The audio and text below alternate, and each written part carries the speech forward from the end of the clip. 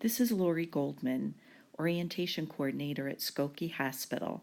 I'm going to show you how to get into and around the OR. The employee parking lot is located on the corner of Gulf and Knox. There's a huge parking lot on your left-hand side. After you park, you're going to head towards the hospital.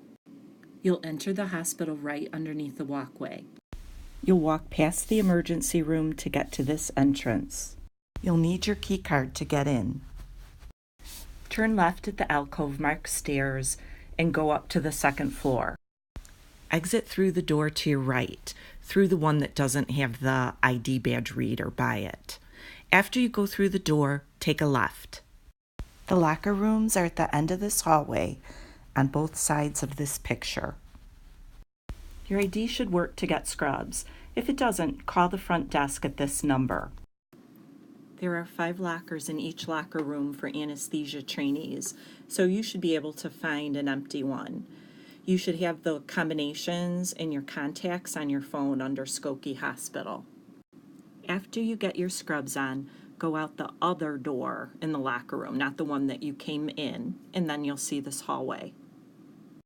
This door is where the lounge is. You can drop your lunch off here. If you didn't bring your lunch, we've got a cafeteria on the first floor that's open from 7 a.m. to 7 p.m. So when you come out of the lounge, you want to take this door to come out to the OR front desk. You'll want to head left, and straight ahead is the PACU and the holding area. These are the double doors to the PACU/holding area. You're now standing in the hallway of the odd-numbered ORs. This is OR 3, and you're going to be heading left past OR 7 to pick up your narcotics. The anesthesia pyxis is right behind this door. This little alcove is located between OR room 7 here and OR 9, which is that way. You'll pick up your narcotic kit here, and at the end of the day, you return it to the pharmacy, along with the filled out paperwork that's included inside of your kit. You'll get a narcotic kit for the whole day, so when choosing the patient's name, pick the first one, which is the anesthesia provider kit. For the medication, type in ANE to pull up anesthesia narcotic pack. Before you go set up your room, you'll want to stop in the anesthesia workroom. It's located in the middle of the hallway on the even side of the operating rooms. You'll want to pick up a Vocera, which is located here in the back. One quick note about the Vocera. It's designed to be left hanging on your shirt. If you pick it up to speak into it, it'll have a hard time understanding you. Right next door to the workroom is the anesthesia monitoring room. You can find the attending mailboxes here. Next thing you'll do is go to the OR board, which is located between the monitoring room and the workroom. You'll want to put a check mark next to your name where the red arrow is. This lets the coordinator know that you're here first thing in the morning. The column with the blue arrow is where the coordinator will assign breaks and lunches.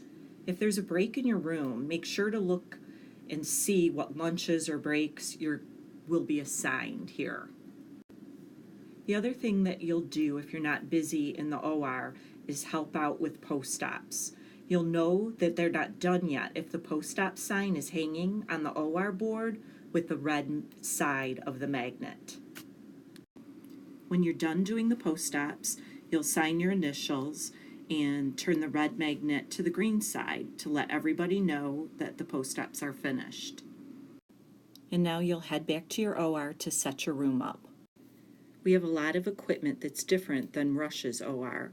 There's instructional videos posted on EasyCall for all the equipment here shown with a blue arrow if you haven't used them before. There's our fluid warmer, our bear hugger, our propofol pump, and the Fabius anesthesia machine. We have 2 computers in each room shown by the red arrows. The one that's attached to the anesthesia machine is used for intra-op epic, and the computer on wheels is used to look up your next patient. When you first start up the computers in the morning, you'll see this screen. Be sure to follow the instructions by pressing Control-Alt-Delete to unlock the computer. Don't click the button by the red arrow that says Switch User, because we don't want you logging in at this point with your own username and ID, because you'll lock other people out from being able to use this computer. This will be the next screen that you see. The password that you'll use is unlock11, with the U being a capital U. After this, you'll see the Epic icon and you'll be able to log in with your own username and password.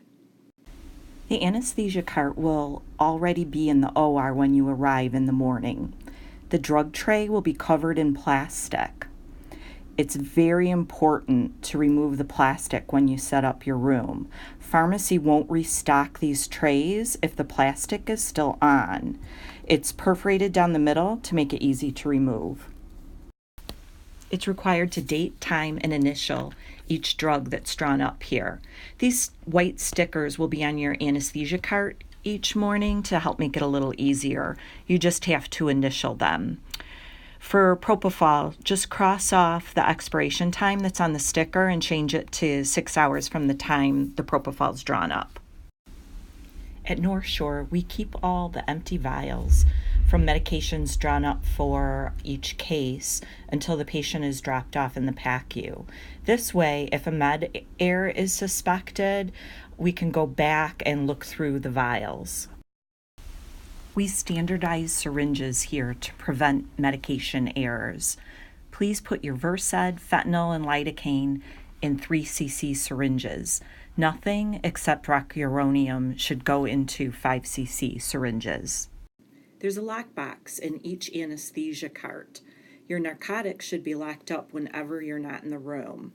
The key has a wristband to make it easy to carry it along with you. The CO2 analyzer is separate from the anesthesia machine and must be turned on when you come in the morning. There's a reminder taped on all of the monitors in the ORs on how to chart 3 specific medications: Toradol, Ofirmev, and antibiotics. Each of these drugs needs an order placed so that they are able to be charted under the active tab in the medication section. This way, it's going to show up in the MAR so that patients won't be given an accidental overdose. When you bring your patient into the room, the first thing you want to do is make sure that Epic is attached to your monitor so it can record all the vitals. To do that, you have to pick your macro first, and then the other buttons will display. Then the anesthesia start button will pop up, so you can click that. Then hit the Verify Patient Start button. Then this screen pops up, prompting you to scan the patient's wristband. You'll use this device on top of the anesthesia machine to scan the patient's wristband. If for any reason you couldn't get the scanner to work, just click Override and choose one of these reasons as to why it wouldn't work. After that, you'll be able to take care of your patient as usual without worrying about the charting, because everything will automatically go over to Epic now. At the end of each case, disconnect the monitor from Epic by hitting the Verify ID band button and scan the wristband again. Okay, so now that your room's set up, it's time to go find your patient so you can do the pre-op. There's 3 places where they could be. First is the holding area where we do our blocks. The status board will be purple, and this patient is in Bay 2. If your patient doesn't need a block, they'll be in ASU, which is yellow on the status board. The patient here that's circled in red is in the ASU room number 8. The patient that's circled in black is also in the ASU, but in a special section called Fast Track, and they're in Bay B. So the first place that I'll show you out of those 3 places where your patient could be is the holding area / PACU. As you'll remember, it is straight through these double doors right next to OR3. When you walk through those double doors, to your left, you'll see these 4 bays set aside in PACU, and we call this the holding area. We do the blocks here before patients go back to the OR. On this side of the hallway is where we keep all the supplies for the blocks. Right across from Bay 3, you'll find the anesthesia block cart. It has everything needed for the blocks. Ultrasound machines and patient positioners are also around this area. A little further down, you'll find these 2 carts. This little one is the IV A-line start cart. Most of the patients will already have their IVs started by the ASU nurses, but you may need to start one if the patient is a difficult stick or maybe if they need a second IV for potential blood loss. The blue cart that's next to this is the anesthesia supply cart. It's very similar to the cart that is in the ORs. So if you have an emergency in the holding area / PACU, this is the cart that you're going to want to wheel over. If your patient is in ASU, you'll go back outside OR 3 and go down this hallway through the double doors. You'll find the fast-track area of the ASU first. Take a left under its sign. You'll find your patients in the bays labeled A through F. This fast-tracked area is only used for quick in-out patients, sometimes for cataracts or maybe pain block patients. The rest of the patients will be found in the other section of the ASU. To get there, walk past the fast-tracked area and turn left at the window. Just follow the signs to your patient's room number. The ASU rooms are all private with their own bathrooms. You can find your patient's chart in this bin on the wall.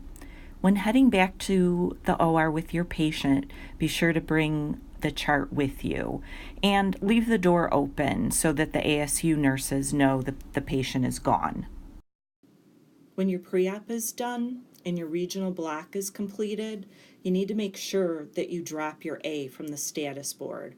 This is how we communicate with the other members of the team to let them know that we're ready to bring the patient back. All first cases must be in the OR by 7:30. If not, we don't want to be the reason that they're late because it gets written up. So make sure you've got time to get your block in after your room is set up and the pre-op is completed so that the patient gets in that room by 7:30. I hope you have a great first day. If you have any questions, ask any attending or CRNA.